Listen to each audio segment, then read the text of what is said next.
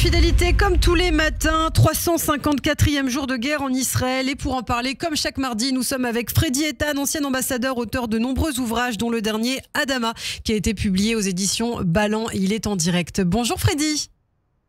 Bonjour Ilana. Merci beaucoup d'être avec nous pour commenter toujours depuis maintenant quelques semaines l'actualité sécuritaire, ce qui se passe au nord d'Israël. Encore une nuit difficile pour le nord du pays avec les sirènes d'alerte qui ont retenti notamment à Naharia, une trentaine de roquettes qui ont été lancées sur le territoire israélien. Alors la question aujourd'hui qu'on se pose, Freddy, c'est pour combien de temps encore cette guerre d'usure va-t-elle durer ? Écoutez, les opérations de Tzahal contre le Hezbollah, qu'on appelle l'opération Flèche du Nord, sont minutieusement planifiées et sont basées surtout sur des informations précises des différents services de renseignement, mais elles sont exécutées principalement par l'aviation.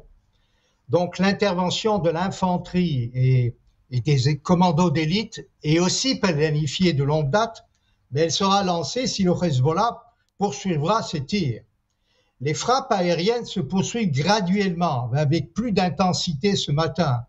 Après ce qui s'est passé hier, des tirs sur la région de Nazareth et d'Afula. Les derniers bilans sont impressionnants. Vous l'avez dit, plus de 1600 sites militaires ciblés en 24 heures. Actuellement, la moitié donc du commandement du Hezbollah a été complètement décimé par des frappes chirurgicales à Beyrouth.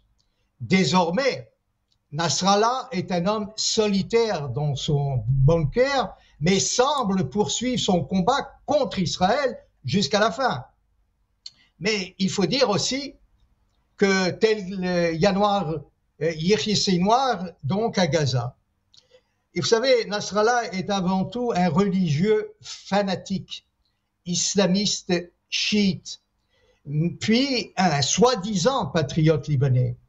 Il souhaite poursuivre donc et sauvegarder ses troupes, mais contrairement au patriarche chrétien maronite, le cardinal Bouchar Achari, qui est un rassembleur, un homme de dialogue et un pacifique, Nasrallah, lui, possède une arme sous la soutane. Il sème la terreur et a plongé le pays du Cèdre dans le chaos au bord de l'abîme. C'est là, je dirais, la différence fondamentale entre les ecclésiastiques et les islamites chiites. Tous ces ayatollahs iraniens belliqueux et sanguinaires dont le but est de haïr le juif et de détruire Israël par tous les moyens, notamment par la bombe atomique. Alors les parrains de Nasrallah, les ayatollahs d'Iran, sont pour l'heure dans l'attente. Ils ne veulent pas intervenir et déclencher une guerre totale.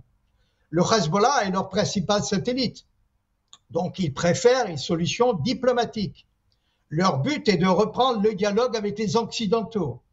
La Turquie et le Qatar souhaitent servir d'intermédiaire. La France aussi veut intervenir et vient de demander une réunion urgente du Conseil de sécurité. Netanyahu a reporté son voyage à New York de 48 heures. Une rencontre avec Macron a été annulée. Son départ à l'Assemblée générale de l'ONU sera décidé à la dernière minute et tout dépendra de la puissance des tirs du Hezbollah et les pertes humaines en Israël. Une rencontre avec Biden à New York n'est pas non plus prévue. Donc, en pleine campagne électorale, les États-Unis exercent de fortes pressions pour éviter un embrasement et une guerre totale. Ils ont donné le feu vert à Israël à condition que les opérations soient limitées de quelques jours seulement, sans une incursion terrestre. Donc, le but final d'Israël est de ramener à leur foyer tous les déplacés israéliens du nord du pays. Vous savez, depuis plusieurs années, le Hezbollah a formé une milice puissante, équipée d'une technologie de pointe et des dizaines de milliers de missiles, dont de croisières dissimulés dans les maisons résidentielles, rurales et urbaines au sud et dans la vallée de Beka. Mais le Hezbollah n'a pas d'avion ni de système de défense aérienne. Notre préoccupation est sécuritaire et rassurer les villages le long de la frontière. tandis que le but du Hezbollah est de servir des villageois, de se servir des villageois libanais comme bouclier humain et s'attaquer aux populations civiles israéliennes. Jusqu'à ce jour et depuis la deuxième guerre du Liban de 2006, nous évitons de cibler des infrastructures civiles et d'attaquer des bases et casernes militaires de l'armée libanaise qui demeurent d'ailleurs insignifiantes et hors jeu.